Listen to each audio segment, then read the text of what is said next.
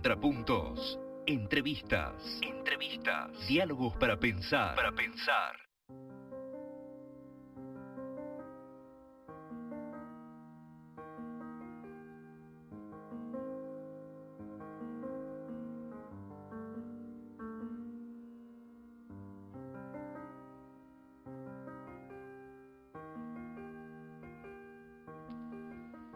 Contrapuntos, un programa de radio políticamente incorrecto, y nuestra segunda entrevista tiene que ver con, analizar, porque nos quedó, el tiempo no nos dio, qué pasa con las elecciones, qué análisis podemos hacer qué lectura política podemos hacer del 14 de agosto, de las elecciones a presidente de estas primarias, y por eso vamos a conversar con Alejandro Horowitz, que es escritor, periodista, docente universitario, autor de un libro imprescindible para entender, comprender el peronismo, como es Los Cuatro Peronismos. ¿Qué tal, Alejandro? ¿Cómo te va? ¿Qué tal, viejo? ¿Cómo andás?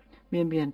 ¿Qué análisis haces de este 50,7, aunque no hay todavía datos ya concluidos acerca de los votos que sacó Cristina Fernández de Kirchner?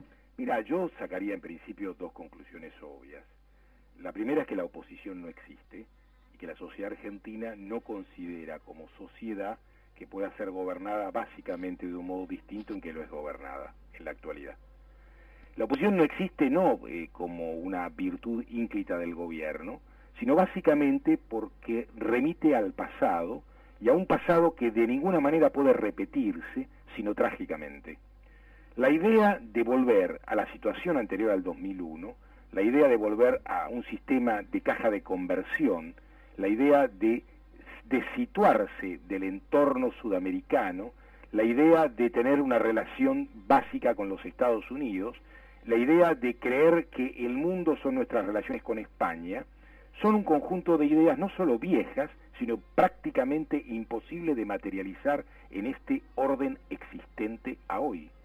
La crisis no es una broma, y aquellos que hablan del mismo modo sobre esta crisis global como hablaban antes de la crisis argentina, no entienden básicamente ninguna de las dos.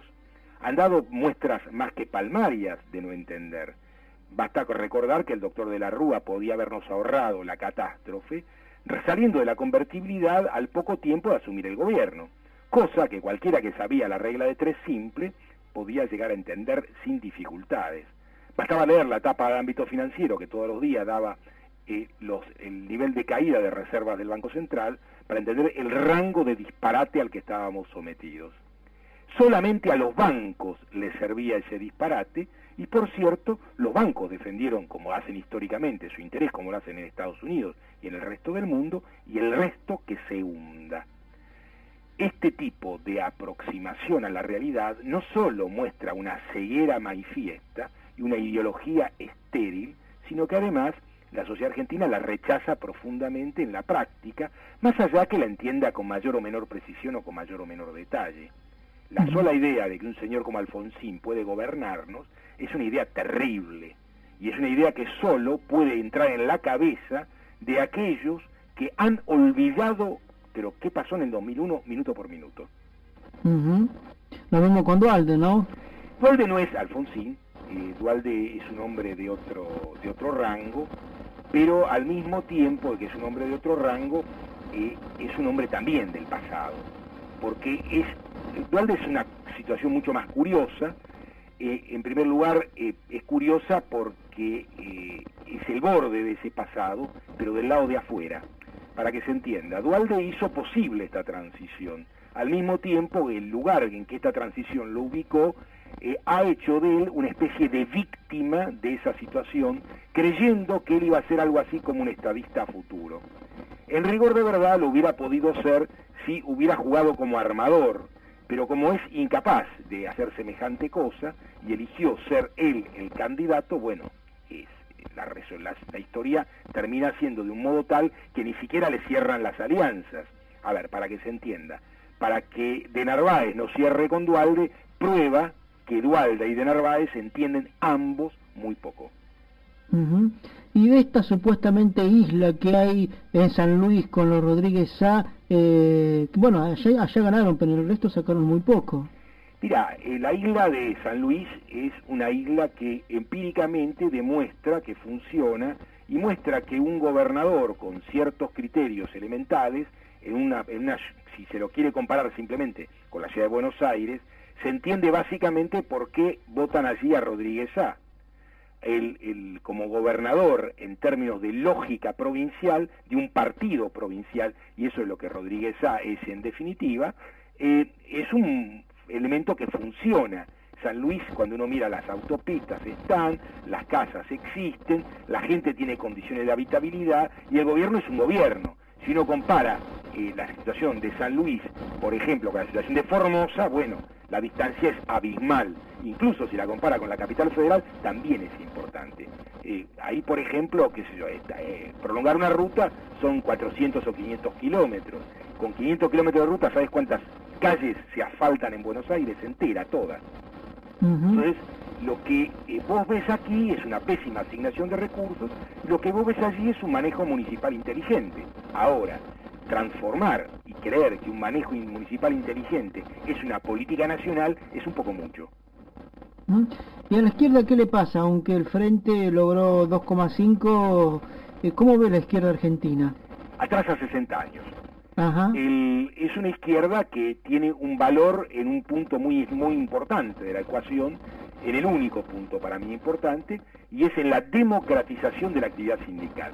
La idea que esta gerontocracia sindical de las 62 organizaciones en la representación política del movimiento obrero no solo es una idea mentirosa, sino que es una idea nefasta. En primer lugar, porque esa idea ha sido destruida por la historia misma.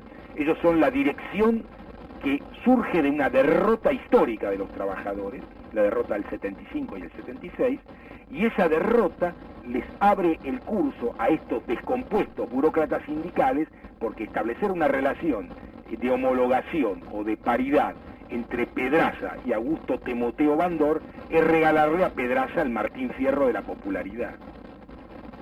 Bandor era un hombre de otro nivel del juego y de otro nivel de la comprensión política, y por supuesto no era un descompuesto. Podíamos estar de acuerdo o no con su política, podíamos estar de acuerdo o no con su direccionalidad. Yo de hecho nunca lo estuve, pero eso es otra cuestión. Pero Pedraza no es un problema que no estamos de acuerdo. Pedraza es un esquirol del movimiento obrero. Bueno, ayer se aprobó el salario de 2.300 pesos con una parte de la CTA también. ¿Qué visión ves de la CTA de esta fracturación que hubo?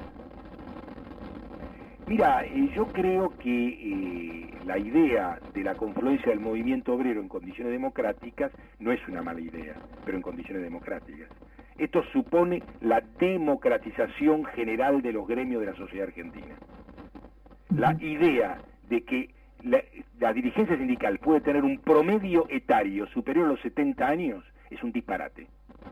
No se trata simplemente de una cuestión generacional, ni de qué edad tiene cada uno, sino básicamente de gente que está ubicada en el comando de la cuestión de hace más de 30 años.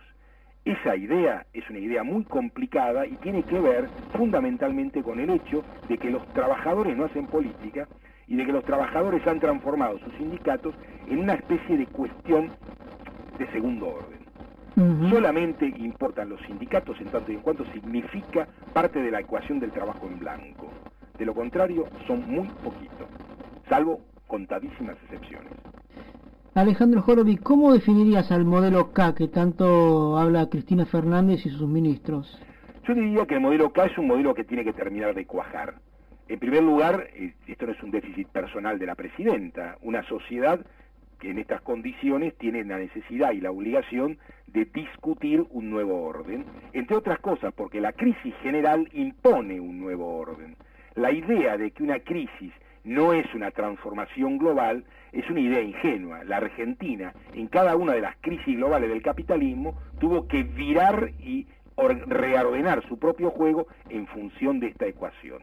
Recordemos simplemente que la famosa política, el programa de sustitución de importaciones planteado por Federico Pinedo en 1940 es consecuencia directa de dos cosas, de la crisis del 30 por una parte y de la Segunda Guerra Mundial por la otra. La crisis que tenemos en este momento es de ese rango y por lo tanto la sociedad argentina y sudamericana no tiene más remedio que replantearse su inserción en el mercado en condiciones que son las históricamente más favorables que yo recuerde.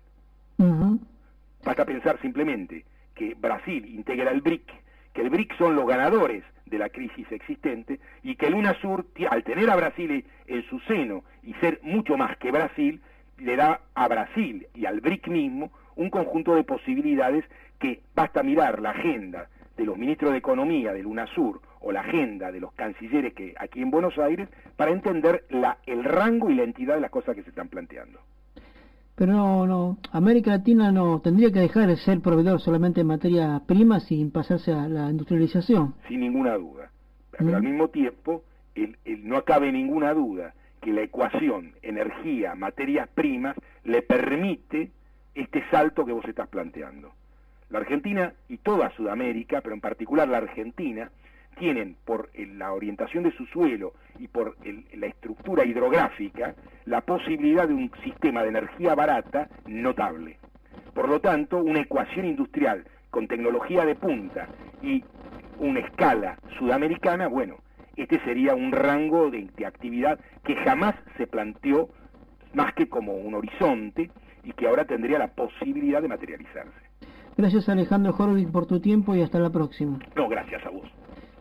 Chau. Alejandro Horowitz, escritor, periodista, sociólogo, docente universitario. Con él analizábamos las elecciones del 14 de agosto pasado, donde Cristina Fernández de Kirchner casi saca el 51%, y después hablábamos sobre el modelo. Lo que